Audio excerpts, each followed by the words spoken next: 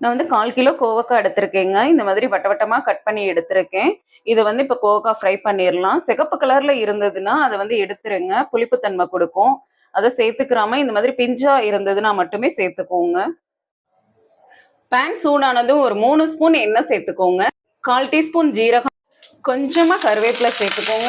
2 பல் பூண்டை தட்டி சேர்த்து 2 பல் பூண்டை தட்டிட்டு சேர்த்துக்கோங்க. பூண்டோட பச்சை வாசனை போற அளவுக்கு வதக்கி விட்டுருங்க. 1/4 டீஸ்பூன் மஞ்சத்தூள், 1 ஸ்பூன் மிளகாய் தூள், நல்லா நல்லா மிக்ஸ் பண்ணிக்கோங்க. இப்போ கட் பண்ண கோவக்காயை சேர்த்துக்கோங்க. நல்லா 2 நிமிஷத்துக்கு நல்லா அந்த மாதிரி மிக்ஸ் பண்ணி விட்டுட்டே இருங்க. 1/4 டீஸ்பூன் உப்பு சேர்த்துக்கோங்க. உப்பு சேர்த்ததுக்கு அப்புறம் நல்லா மிக்ஸ் பண்ணி விட்டுருங்க. நல்லா மிக்ஸ் பண்ணிட்டு அடுப்பு ஃபுல் சிம்ல வச்சுட்டு தட்டு போட்டு மூடி வச்சிருங்க. ஒரு 5 நிமிஷத்துக்கு அப்படியே இருக்கட்டும். 5 நிமிஷம் ஆயிடுச்சு, திறந்து பார்த்துடலாம்.